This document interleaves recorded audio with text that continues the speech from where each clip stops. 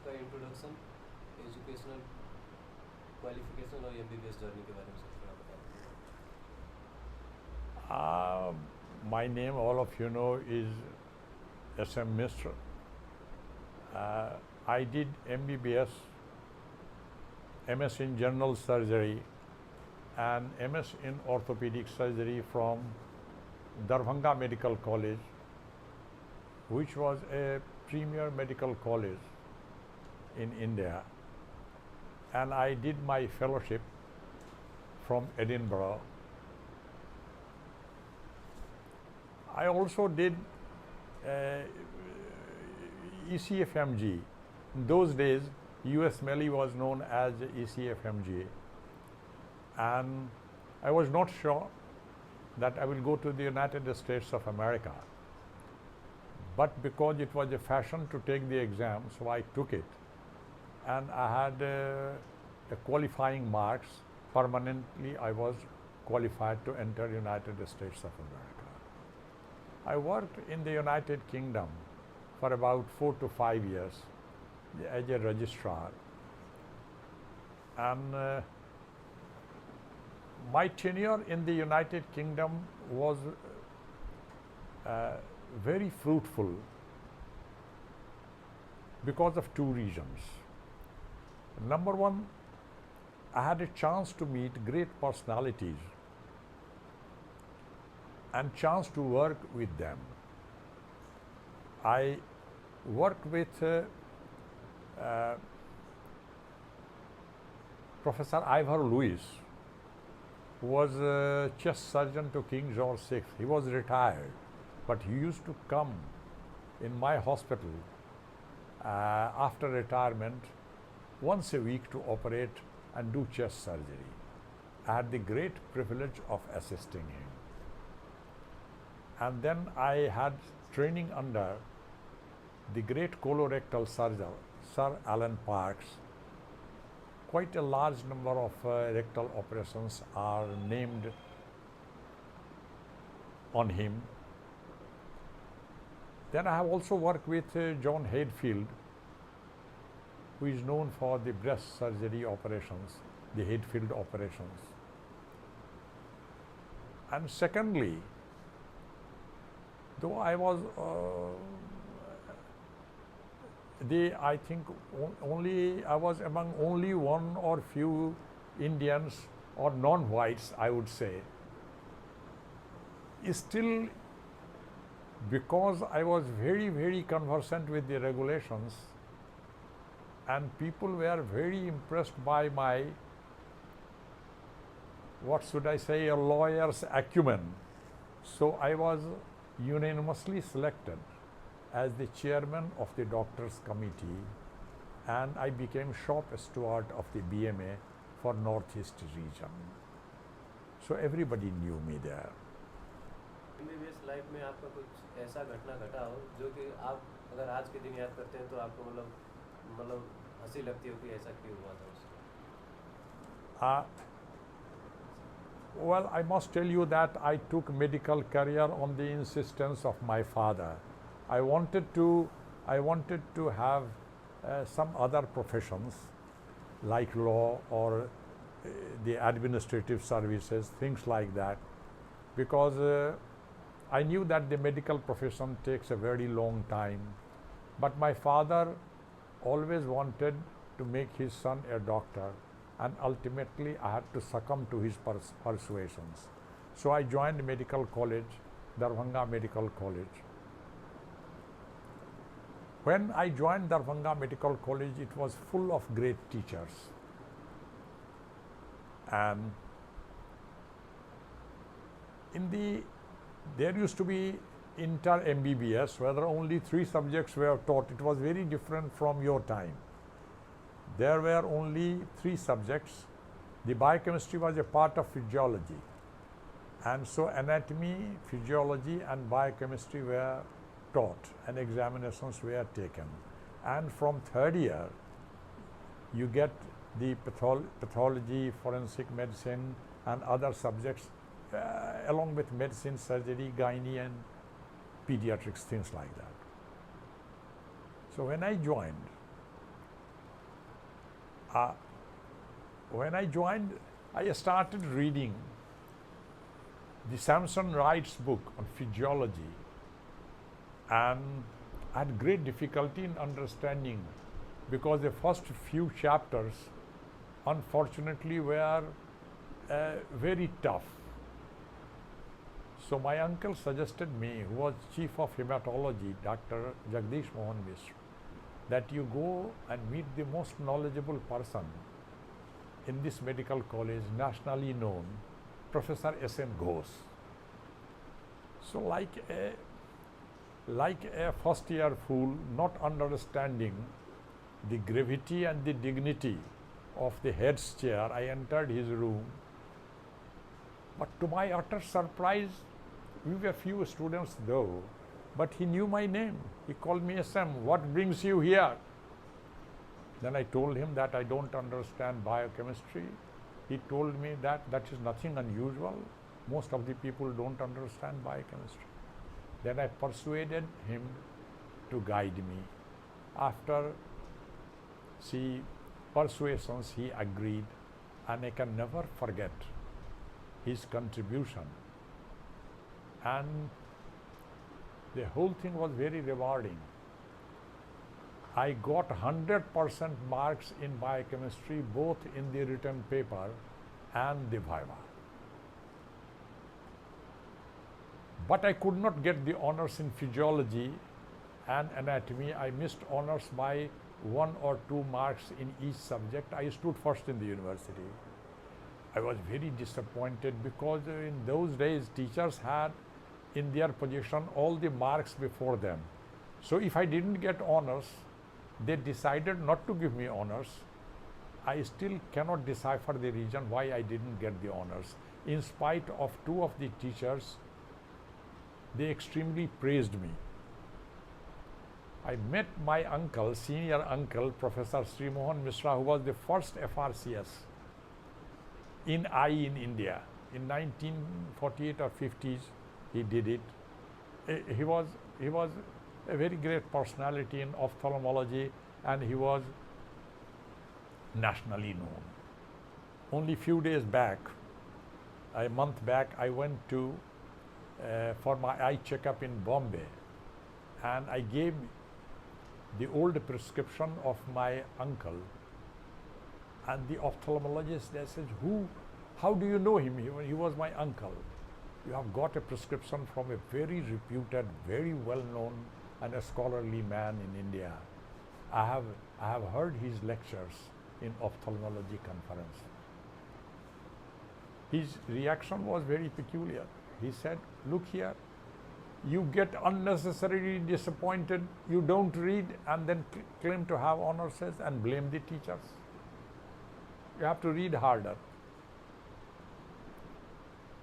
Then what I did, I came back with greater enthusiasm, or you say frustration. I started reading, I doubled my hours of reading, but I was surprised by the result. In 4th year, possibly I had honors in all subjects. And in medicine, the first class I remember, Professor Surendra Sinha, who was a cardiologist, a very well-known cardiologist, MD MRCP. He came to take our first clinical class, and it was a case of pneumothorax. I presented the case. He was overwhelmed and said, where do you come from? I told him that I come from here. In any way, are you related to Professor Mishra? Yes, he is my uncle. I said, I'm not surprised. And he spoke very high of me before my uncle in the tea room, doctor's tea room. My uncle called me, and as usual of him, he said, your performance is reasonably good. Try to keep it. Those were his remarks.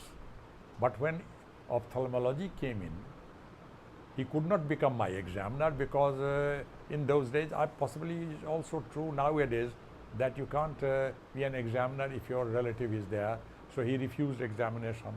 Then I started reading ophthalmology with him, and he would teach me. Very few students will dare, even postgraduates, to discuss and dare to be taught by him, because his expectations were infinite.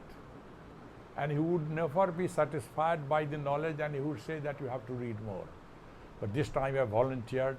I had a very old grudge. In second year, he told me that you don't read, and then you try to blame teachers for not getting honors. So this time I started reading with him. The whole course was finished, and one day I was very embarrassing to the postgraduates.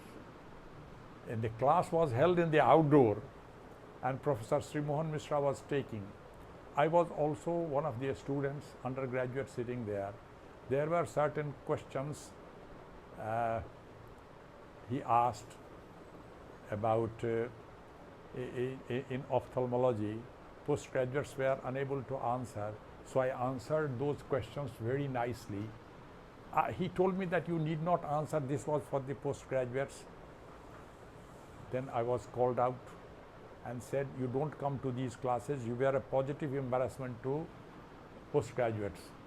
So now you don't need to read. Why are you reading ophthalmology so much?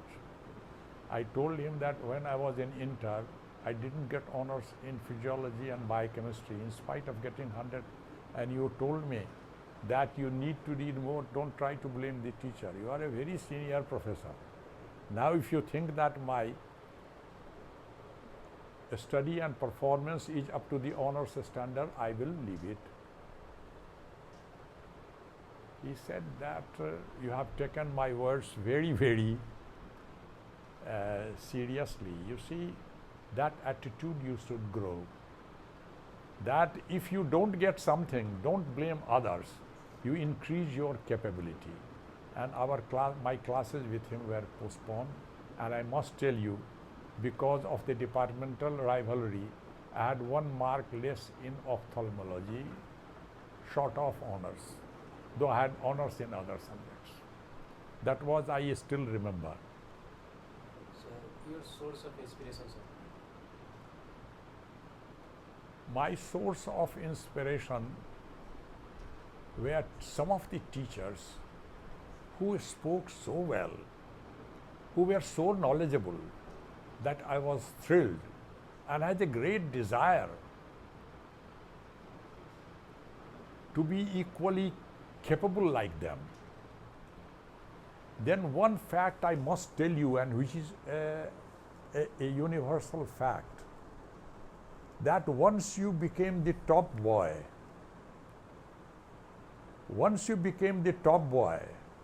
your peers, your friends, and your teachers will not allow you to slide down from the top positions. In spite of the fact that sometimes you are reluctant to read, but you are forced to read. One day I secured about 70-71% marks in pathology. So honors marks were more than 75. While I was coming out of the hospital, professor and head of pharmacology stopped his car and he told me, Mishra, have you stopped reading these days? Your performance in pathology, people were talking, was not good. Don't leave it. Try to keep up.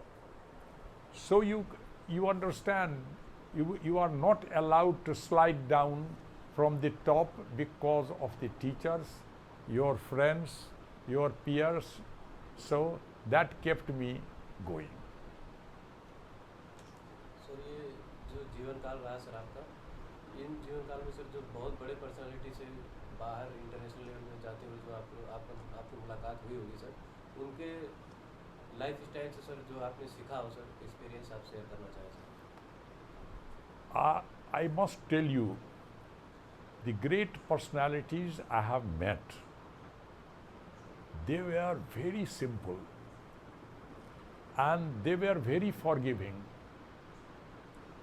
In my fellowship examination, Professor Gibbon was there, the Gibbon's catheter, urologist. And I made a silly mistake. Though it was not a mistake in operation, but I tried to tell him in a different way. There are two sets of examiner. So the younger examiner objected. Then Professor Gibbon was very happy with my earlier performance. So he said, what mistake did he commit?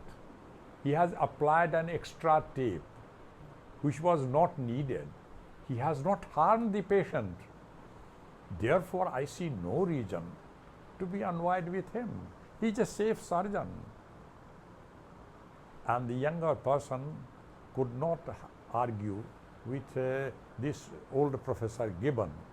So I just realized it is much easier to please senior people and much easier to satisfy the people who are very high up in the profession. Once I criticized in examination, severely criticized. I was asked about Barrett's ulcer, and I severely criticized Barrett for not understanding the cause of this ulcer. He thought that it was because of the intestinal metaplasia. It is an acquired condition. So I rather severely criticized.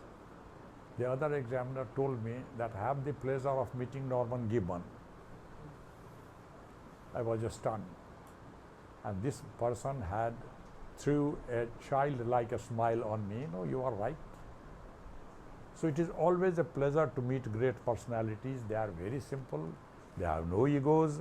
They have achieved such a height that they have nothing left for ego. Sir MBBS student life में sir time कैसे manage किया जाए sir? I must tell you that there is nothing like, at least I did not follow a fixed schedule of reading. One thing is very peculiar in medical science. You cannot read medical science without the help of the patients or books. Both are needed. Because I still remember Sir William Osler's line, who said that to understand the phenomenon of disease without books is just like sailing an uncharted sea. नक्शा है नहीं आपके पास समंदर का और जहाज लेके निकल गए हैं. So it is just like that if you don't read books and see the patients. But if you don't see the patient and read books only, then he says it is just like not going to the sea at all. So patience teaches you, and the learning must be in such a way that you have something before you, either X-ray or other audio-visual aids or the patient, and then your understanding becomes much better. The second part is very important in medical education, that you need to master all subjects from the beginning. And if you think that without mastering anatomy, physiology or pathology or things like that, you become a very skilled physician or a surgeon, then this is daydreaming. If you don't understand the fundamentals, you understand nothing. And this is the main fault. Sir अभी जो present condition है sir medical field का sir, तो आपने इतना लंबा अरसा में जो देखा सर मेडिकल फील्ड को, तो अभी आपको क्या लगता है सर कि बहुत वेज में तो हम लोग पॉजिटिव जा रहे हैं, लेकिन किस तरह विकृतियाँ भी आई हुई हैं सर? ये the problem of the current medical education is that it has become a mass education. In my time, you can imagine, we were only 75 students and 25 students were taken in for Ranchi Medical College because it was not operational then. So 100 students in Darbhanga Medical College and 100 students in Patna Medical College. For a population of say about 14 crores, there were only 200 doctors or seats. Now it has tremendously increased. I don't say it is bad. Population has increased. In my time, there were reservations for female students and scheduled caste and scheduled tribe, but nobody could come to the medical colleges without merit. Even your papa had crores in the bank. I mean, it was not a purchasable commodity. So whosoever came in was extremely motivated. He wanted to become a doctor. Now, the current medical education, I have no grievances, except that when I find that some of the students who are as good as other students, they have been forced in and they have gotten into the medical college because their parents can pay the money. Such become very poor performers. And even if they become doctors, their performance as a doctor, I am sure, will not be optimum. So this is the drawback of current medical education, in spite of the fact that it has become a mass education. More doctors are produced. I think good for the country, for the availability of the treatment. Quality has gone down because of the fact that many people who are admitted now, or who have been admitted, should not have come to this profession. जो नेपाल के भी जो student लोग सब जो MBBS अभी पढ़ रहे हैं, अगर इस प्रेजेंट कंडीशन में उन लोगों को इंटरनेशनल प्लेटफॉर्म पे खड़ा होना है सर, तो उन लोगों को किस तरफ ज़्यादा ध्यान देना पड़ेगा sir? You see, students cannot be generalized. Students cannot be generalized. The quality of a student is, of course, not determined by a country. The quality of any student is actually a quality which is highly personalized. I have found in Nepal brilliant students who could match the brilliance of any students internationally. And of course, I must admit that I have found bad students as well. You cannot categorize. The same education, you try to understand, same education was given to all of them, and few of them whom I know personally, they have secured 98, 99 percentile in US Milli is no mean achievement. Very few people would be able to do that, even in the United States of America. I think education is not bad. Then if you are producing a huge bulk of students, quality is bound to go down. Sir, आपके जीवन काल में sir patient के साथ कुछ ऐसी घटना घटी हो जिससे आप मतलब जो अपेक्षा नहीं रखते थे, ऐसा रिस्पॉन्स कभी पेशेंट से आया हो सर? ये एक well, I have told this in one of my college day oration, and I again repeat, this medical science is very difficult.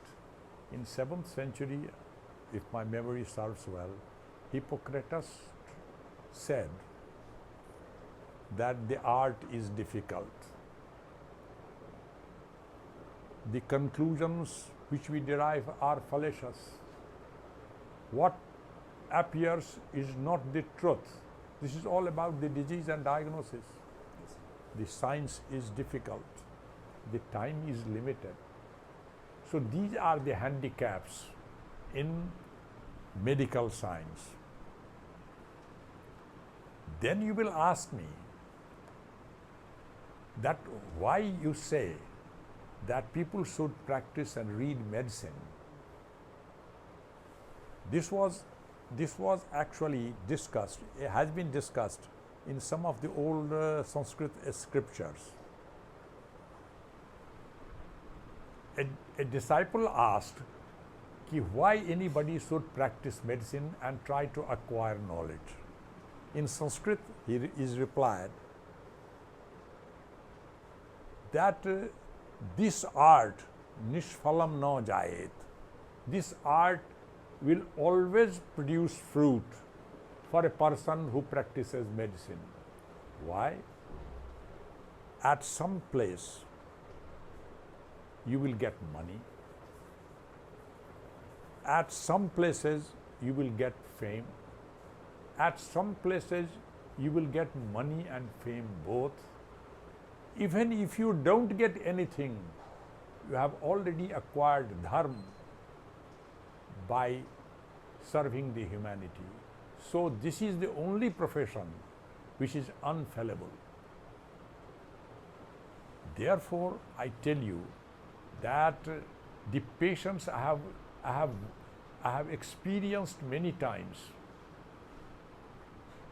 I was a great shooter and went to shooting near Nepal-India border in the jungle, and there was not even a glass of water. We had a jeep, 3 people were there, and there was nothing to eat and not a glass of water to drink.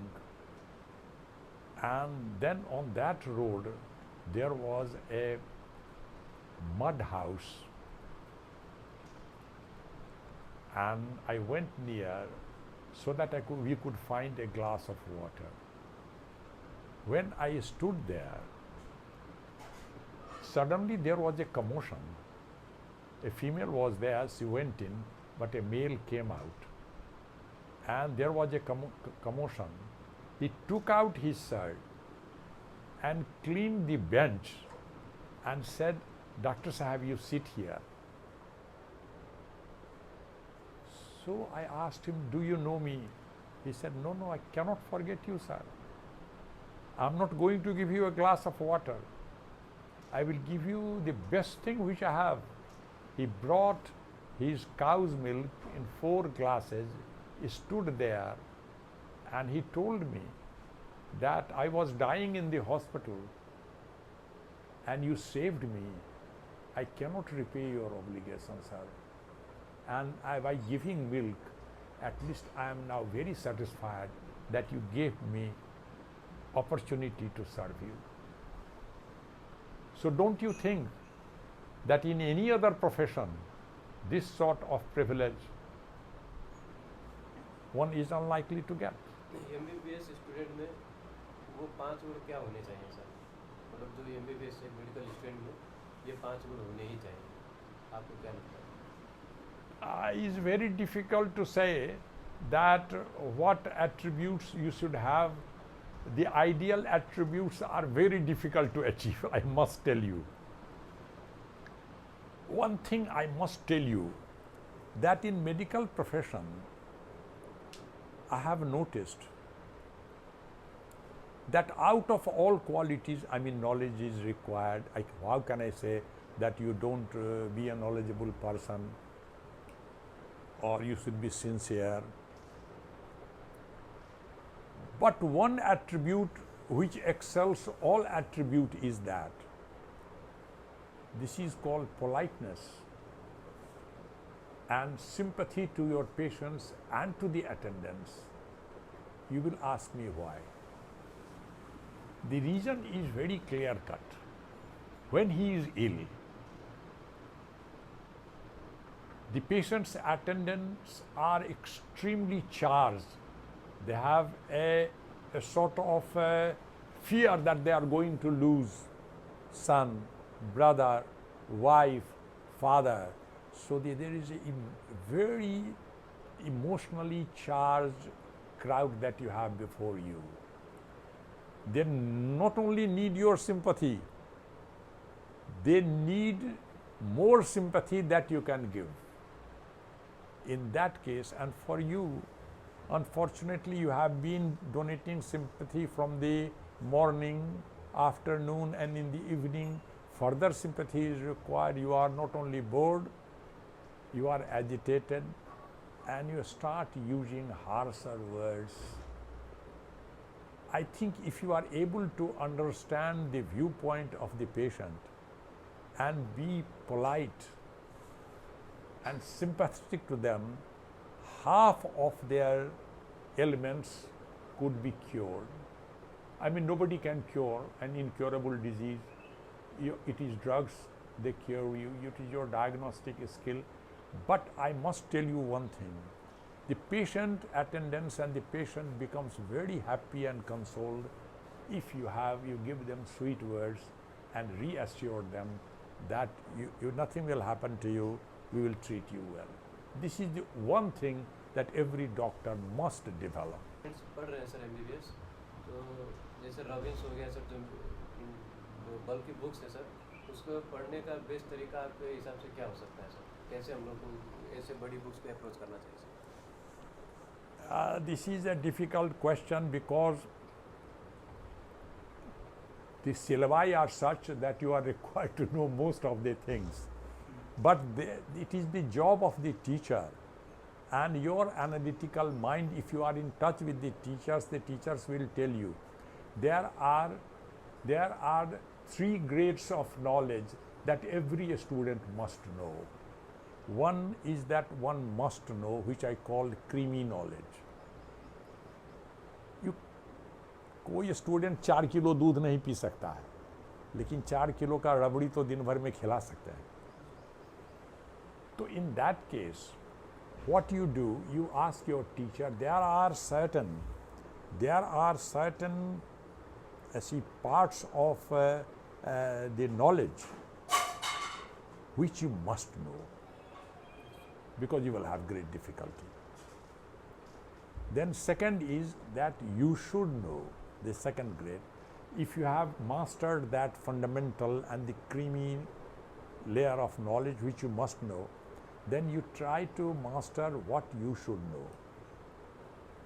The third part is up to your caliber or up to your liking, that if you know these, you will be known as a knowledgeable person. But the grade of knowledge is up to you, and ask your teacher. He will always tell you, and we will be pleased to tell you how much knowledge you should acquire and how to acquire that. Teacher is the best person to tell you. Sir, इतने वर्ष का जो experience रहा sir आपका patient लोगों के साथ, तो आपको क्या लगता है सर, वो अगर पेशेंट के नज़रिए से देखा जाए तो एक डॉक्टर का पर्सनैलिटी कैसा होना चाहिए सर पेशेंट के नज़रिए से? I must tell you, the question which you have asked, I have asked this question myself. The patient's expectation from a doctor is colossal. Nobody can be satisfied. Nobody is able to satisfy the needs and expectations of the patient. He wants to be cured. All diseases cannot be cured.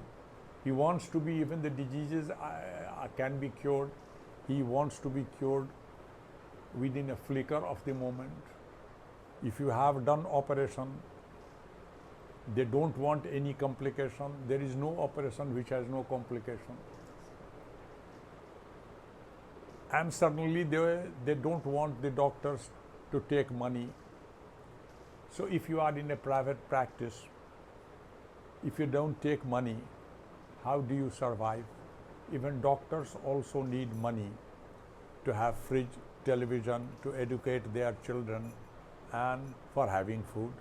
And without money, nothing can be done in the present scenario. And once you take the money, it is a general perception that the doctors are replica of God, and they should behave like a God. How a human being can behave like a God, this is one concept which we should try to wash away from the mind of general people. God does not eat. God, most of the gods, at least Indian gods, have no children to educate, and hardly they need to be educated. God's sons are educated from the beginning, and they don't need a car, or they don't need worldly things, so they don't need to earn money. How a doctor can become? No, he can become truthful, and as far as possible ethical. So this is the only expectation we can try to fulfill, that we don't do unethical things, we don't harm the patient for any reason. We try to do best which we can do for the patients, but the expectations of the patients have risen to such an absolute level that I don't think any doctor can satisfy. Sir ऐसे कोई myth जरूर है, मतलब रहे हो sir, जैसे जब आपने MBBS इंटर किया और जब आप मतलब एक सर्जन बन गए सर, तो आपको जो लगता था वो परसेप्शन आपका चेंज होता गया sir? The training of medical science is such that your perceptions do not change a lot, because you start getting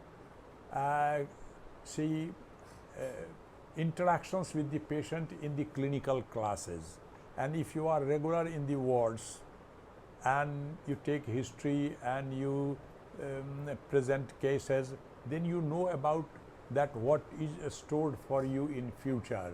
So there is not much change in perception, but certainly when you start learning, then you suddenly find that it is not an easy science. It takes years together to master this science, and that is a bit frustrating.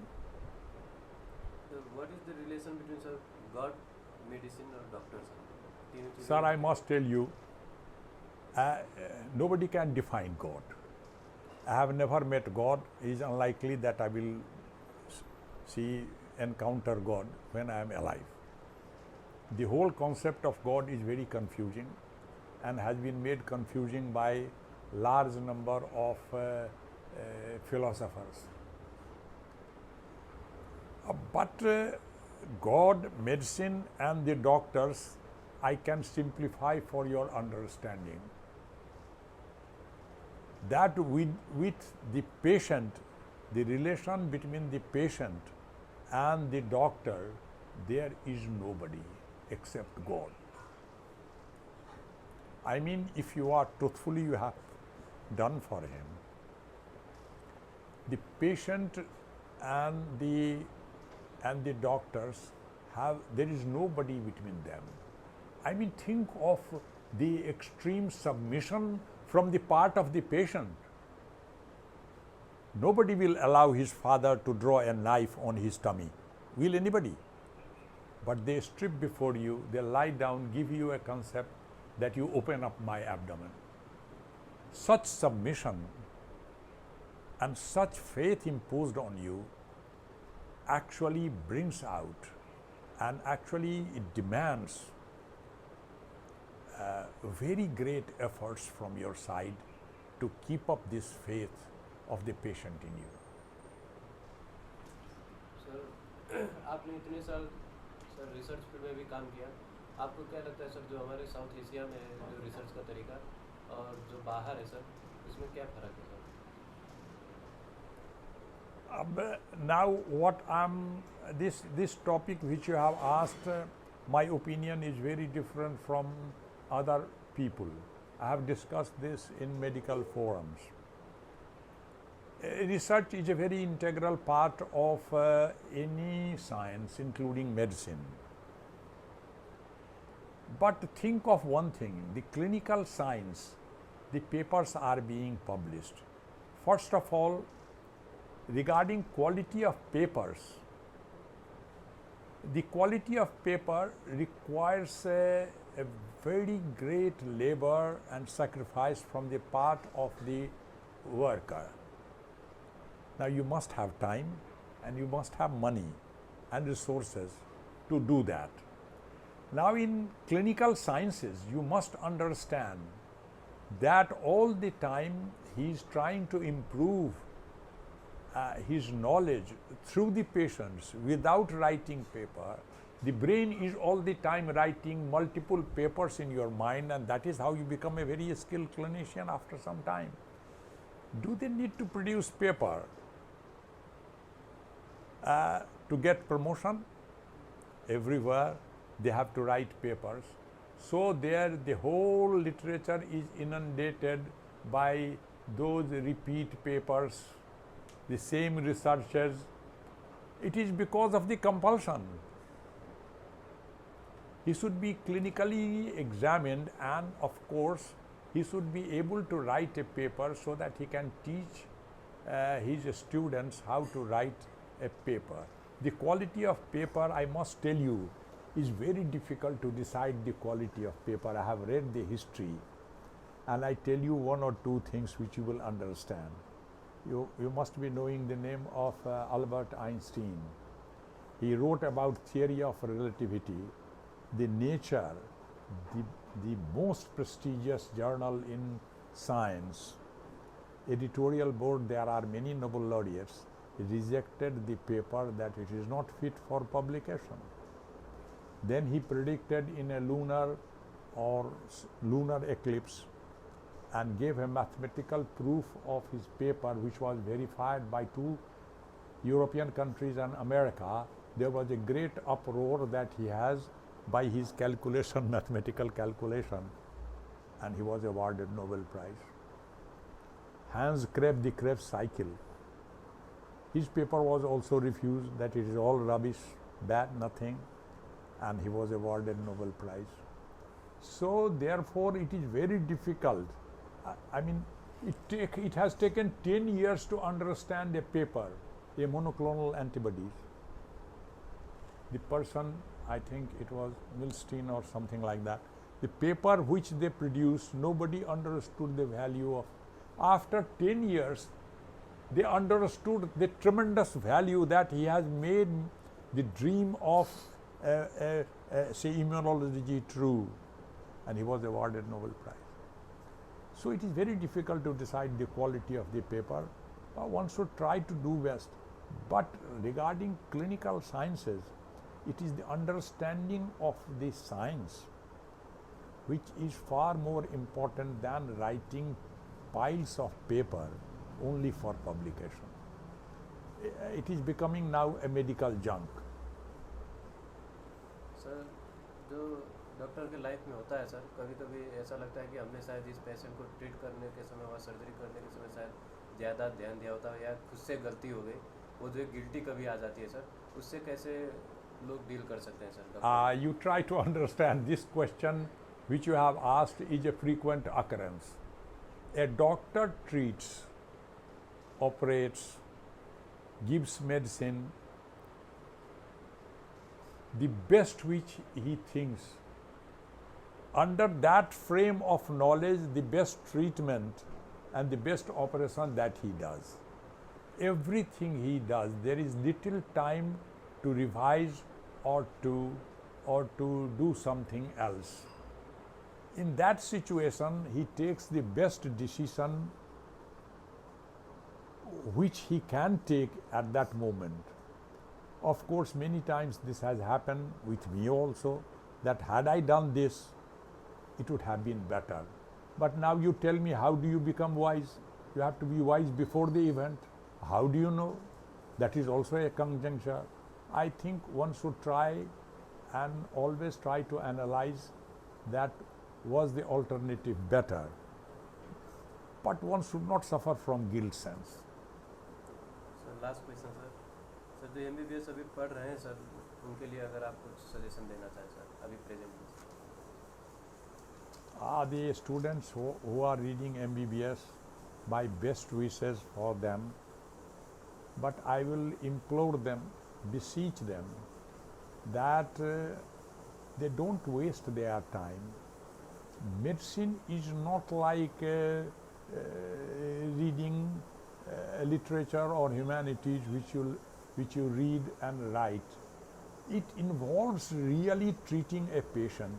It requires certain practical skill which you must acquire. So devote more time in the ward with the patient.